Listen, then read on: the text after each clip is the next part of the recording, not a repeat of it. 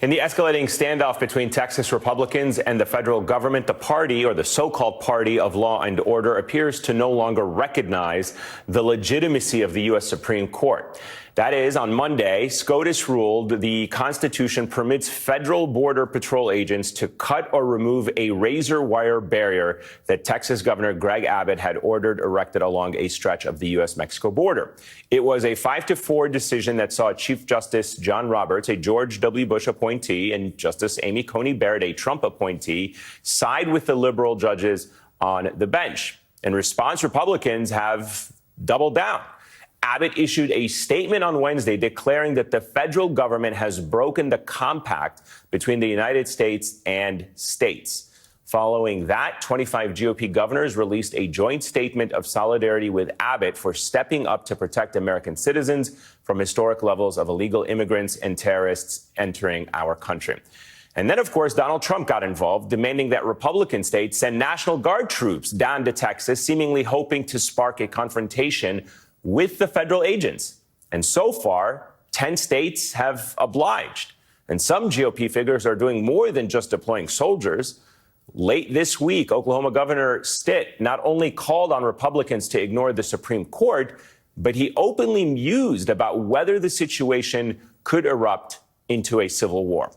Joining me now are Krish O'Mara Vignarajah, President and CEO of Global Refuge and former policy director for Michelle Obama, and Texas State Senator Roland Gutierrez. It's great to have both of you with us. Senator Gutierrez, I'll start with you. Your reaction to this escalating rhetoric, the violent, threatening rhetoric coming from Republican corners and lawmakers across this country regarding this border dispute and the standoff between states and the federal government. I mean, it's just madness. I mean, we've got Republicans like Dan Patrick, like Greg Abbott, like deciding theory. It is nonsense what they're saying. The dangerous part about it is that they have no care about the humanity, the humanitarian crisis that they're causing.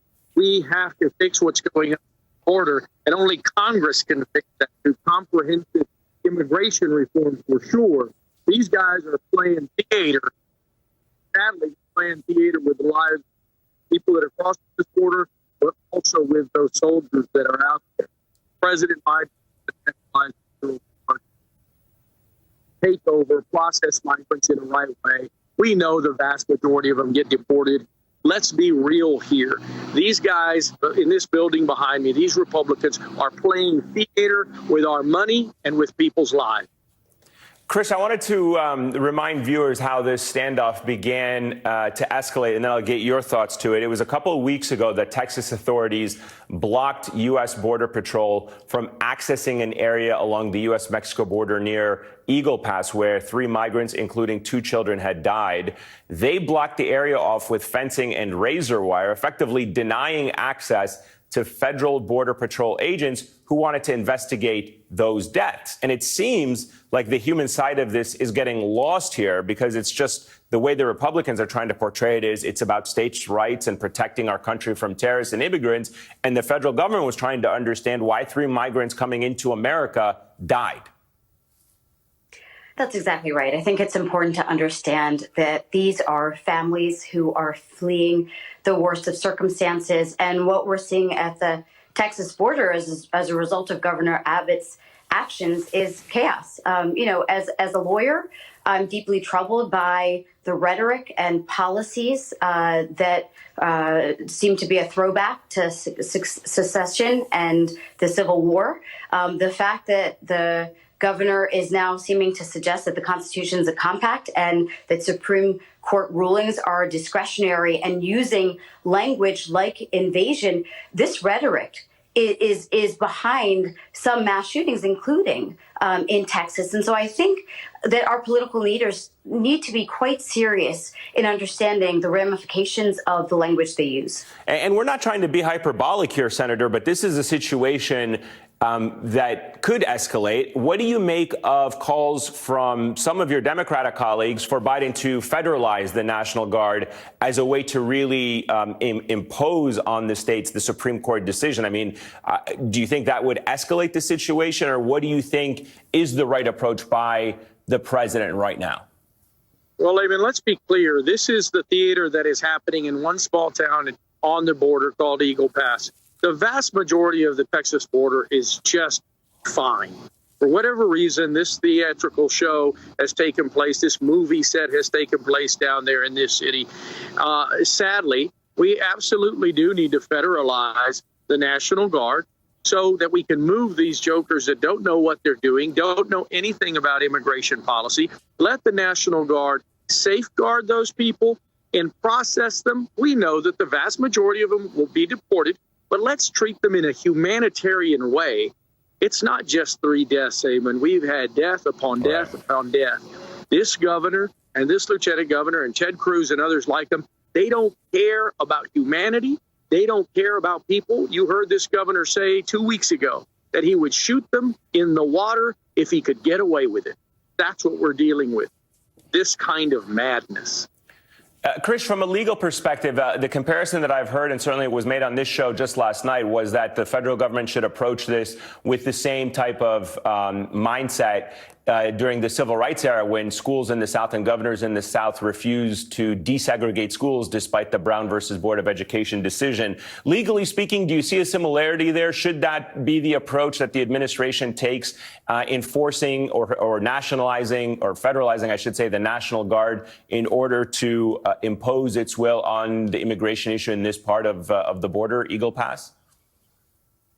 Look, the arguments that Governor Abbott is making are ones that he can make in court. But the idea of preventing Border Patrol agents to reach the federal soil to, assist migrants who are in distress, to enforce federal immigration law, that is clearly something that is the jurisdiction of the president. And so it is worrisome that what we are hearing from Governor Abbott and then echoed by some Republican governors is the kind of language that we heard, before the Civil War. And Americans don't want to go down that road. What they want is a solution at the border. And so that's why we're hopeful that there is bipartisan agreement as negotiations continue in Congress. Senator, speaking of solutions for the border, bipartisan ones, I'm curious to get your thoughts as a Democrat. Do you think the Democrats keep getting played here by the Republicans? And what I mean by that is, they were willing to negotiate with Republicans on a good faith, bipartisan border security deal. And they tied that directly to the aid package for Ukraine. The Republicans strung them along. And then Donald Trump came out and said, I don't want to do this. And suddenly Mitch McConnell seems to be pouring cold water on any kind of deal on Capitol Hill to fund border security to solve this issue. Do you think the Democrats are falling into the trap of what Republicans want to do here with this issue, that they're not being serious about it, not negotiating in good faith? Absolutely, Eamon. At the end of the day, look, I'll cut a deal anytime, but at the end of the day, I'll push it to the brink. Democrats need to demand 100% citizenship for our million dreamers. They need to demand a residency for the 12 million migrants that have been here for 20 years that are supporting our economy. They need to demand comprehensive immigration reform before we give them any of this nonsensical waste of money on border security. You can build a 20-foot wall. People are deaf. They'll go over it and under it. At the end of the day, the only thing that's going to secure our borders is comprehensive immigration reform. And Democrats need to push for the. All right, State Senator Roland Gutierrez and Krish O'Mara Vignarajah, thank you so much. Greatly appreciate your time and your insights this evening. Thank you so much.